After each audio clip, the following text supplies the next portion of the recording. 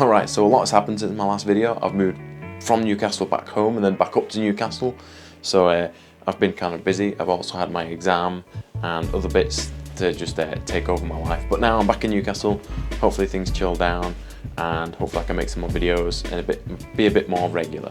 But anyhow, tonight it's quite late in the UK, so it's gone dark obviously, and I kind of want to go out and shoot a nighttime photography video, just show you where I get up to and the shots that I can get. And yeah, that's it really. Nothing too special, just kind of getting back into the workflow of making videos. I hope you enjoy, and I'll show you what I'm going to take with me on this quick expedition out into Newcastle city centre at night. So obviously I'm going to take the camera, which is the Canon EOS R, and the microphone I'm using is a Rode Wireless Go. The bag I'm taking is the Lowepro B450 something whatever BPAW, and inside here I'm just taking both my lenses, well all three I should say, but I'm using one right now which is the 17-40. I'm going to take my 70-200 and the 50mm because it's good, nice and fast. Batteries, SD card, and their filters and lens mounts and stuff. That's pretty much it. Oh, also a tripod for any long exposures we do. Anyhow, that is pretty much it. So I'll catch you when I'm outside and I'm actually walking and doing stuff. So I've come to a spot which is a very, very good case of leading lines, and they're usually good when you're focusing towards a subject. However, here there's no one really walking up and down this area because it's usually reserved for taxis parking for the train tracks, for the train station. But so there's no one really going up and down here. But these are the shots that I did take. I think they look all right. I mean, there's obviously no focus in the photos, so they kind of just look like emptiness, which I mean you could be going for. So you could be just going for that empty vibe. But right now, this is kind of what I took. This is what I like. I'm gonna keep walking. I'm gonna find some more spots to shoot.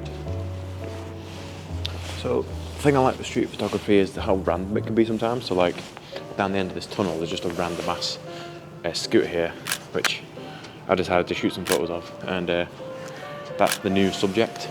So it's kind of weird, but I kind of like it. Right, these scooters are cool and all, but when you leave one in the middle of the pavement like that, you're just a knobhead. I'm not gonna lie. I like that one. I'm at the Black Gate. I don't know if you can read that sign, but basically I found it, and it's quite an ominous gateway because it's fully lit on the inside, but beyond it it's just dark, there's nothing. So it looks really cool in photos because you've got this bright gate and then darkness on the other side, on both sides I should say. So it's really weird. It's like, where does the gate lead? So I decided to shoot this, and it's also got some really nice lit walkways. Of course you can't see me now, but I don't know if you can see that, like lit up walkways. So if I had a subject of sorts, I might be able to do something here, but right now I'm just by myself, so I mean I can't shoot anything really by myself, or at least I can't be out shooting anything by myself. So I'm now up on the Tyne Bridge, and it's currently 12 o'clock and there's like no cars on it, none at all. So whilst there's no cars, I hopped into the middle of the road. There was no cars, had headphones off so I could hear, and I managed to get this shot. I don't know how it turned out because obviously I've not seen it yet. I hope it turns out well because it's the only time only chance I'll really get to take that type of photo, especially on like this bridge because it's pretty busy all the time. Like there's no chance you're getting in there when it's daytime. So you have to come at like 12 o'clock, midnight, or maybe even 1 in the morning for the best. Like no cars coming, but as you can see, it's dead quiet now. There's no cars, so now would be a good time to hop in the middle and just take a few shots. I think that's all I'm going to do for like actual outside shooting now because it's getting really quite late. I need the loo, and there's not really much going on. There's not really any places to take photos right now or anything. It's kind of dead. Yeah, so I'm heading back now. I'm sorry this is a kind of a shorter video because I mean I've not really done a video in a while, so I'm not really in the whole kind of getting out and taking shots and stuff. I'm just kind of getting steps back into it. So I do apologise if this is a shorter video than usual.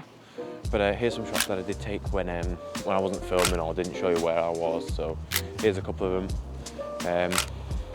All the settings that I use on these photos will be below the photos themselves.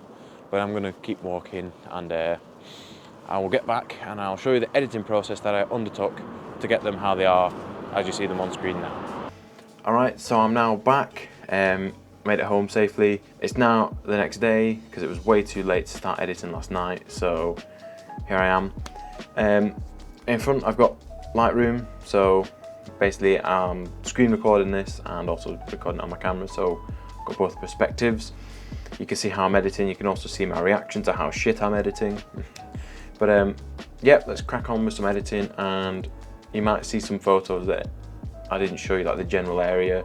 That's because I just didn't film, or didn't film the area. Anyway, what I usually do first is I usually go through all the photos with the arrow keys, if I can tap the right thing. And I just 5-star which ones I think are good, and then the rest I just leave unstarred. So I'll start from furthest to the left. So this is the earliest photo I took, right the way up to the last photo I took that evening.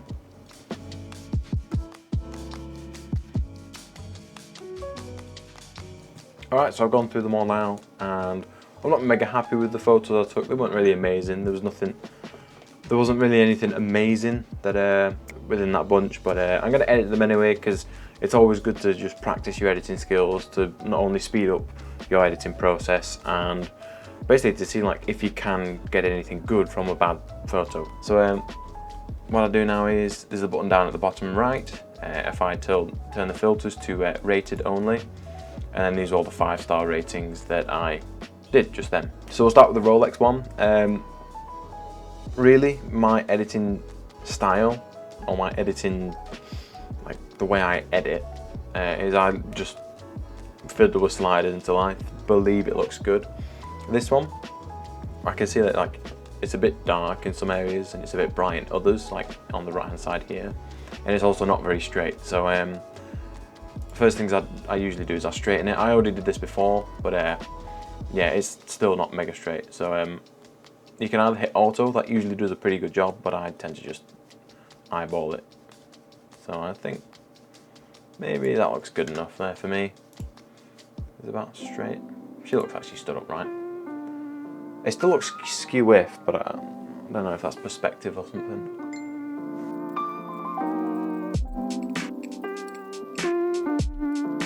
Alright, so there wasn't really much that I wanted to do with this photo, so I kind of just fiddled with the sliders a bit, tried to see if anything could change.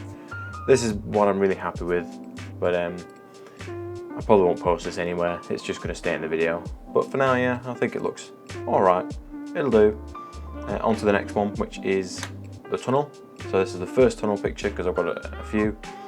And not really much needs to be done with this one, I don't think, because it's kind of already ominous as it is, and it's already well like lit up and stuff. So really what I'm probably going to do is just add maybe some vignetting, straighten it up, although it looks pretty straight as is, because I've stood fairly in the centre and I could fairly line things up. So again, I'm probably going to speed up the process of this one just to get it over and done with, and I'll show you the before and after. I forgot to show you the before and after this one, so this is the before and this is the after. So all I did was lift the shadow slightly, make it a bit more of a blue tint, and crop it from the original photo. But yeah, that's pretty much it. Alright, so that's that one. Pretty much all I did with this is, again, make it a bit more of a cooler temperature. I adjusted the exposure so it was a bit darker, because those lights were pretty bright, which means I also turned down the highlights, the whites, up the darks, so the shadows and the blacks, and up the contrast as well. I also changed the clarity. I did have a fiddle around with the texture, but it just looked a bit too grimy, to put it in simple terms. I messed with the tone curve, made it a bit more matte in the darker ends, so it looks a bit more of a flat image. It's probably not that noticeable, but anyway, here's the before and here is the after. So not really much changed, and I also added some vignetting around the edges. Yeah, not much changed. I probably would post this on my Instagram. I might post it tomorrow, but yeah, Instagram link is down below. I'd greatly appreciate a follow, but you don't have to. Each to their own. I don't know why I 5-starred this one.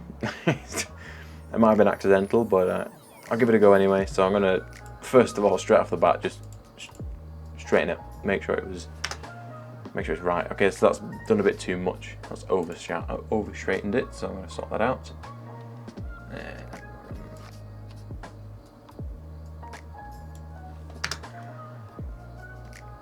Okay, so that looks about right. Crop wise, that scooter's just on the edge, so I'm just gonna leave it out, to be honest. I'm just gonna leave it out. I'll probably edit that out because it's very much there. I'm probably gonna edit this the exact same as the last one, so all I'm gonna do for this is right click, develop settings, and copy settings, copy all of them except for like, I don't know, masks and stuff. This isn't the right one. Did I just copy the settings of this thing? Please tell me I didn't. Paste settings. Yes, I didn't. Okay, so yeah, this is pretty much all I'm going to do with it. I might edit this scooter out as well. I'll give it a try right now as well. So this tool, let's see what happens if I just do a big blob. Okay, this really ain't going to work like that. I'm just going to go up and up. See if it fixes it. See what it does there.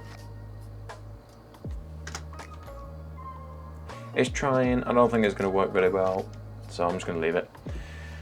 This one, yeah, same as the last one. I'm not a big fan of it. The scooter's kind of in the way. Personally, I should have framed this better. Maybe take a few more steps forwards. Just zoom the lens in a little bit further just to get that scooter out of frame. But each time you take a photo, each time you look at something like this, it's always a learning curve. There's always something to be learned. So here, obviously framing is a big learning curve. Anyway, on to the next one where we actually have the scooter as a subject. So this one I have an idea in mind. I'm going to make it all a bit cooler, like I've done with every other photo so far pretty much. But I'm also going to try and make that orange pop more with all the cool tones behind it. Obviously that's a warm tone, so I'm going to make it pop. And again, I'll probably just speed up this process. Alright, so I'm pretty much done with this one as well. Really simple edit. I just copied the settings from the last photo, pasted them onto this one, upped the luminance in for red and orange, which obviously affects the scooter, and I tried dropping the luminance for like every other colour, but it just looked a bit too odd. It didn't really work very well. Yeah, that's all I did with this one. So I'm going to move on to the next one, which I'll probably just copy the same things, copy the same settings over, and yeah, so here's the before and after of this one. So there's the before and there's the after.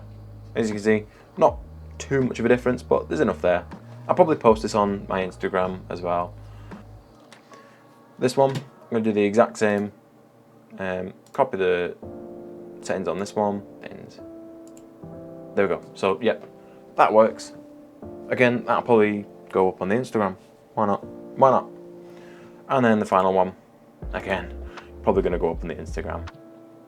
Develop settings, paste settings, there we go. I mean, it looks all right. I actually quite like that photo. That's probably going to go up on Instagram. I didn't think these would turn out very well, but I mean, it must have. It kind of hits all right, that.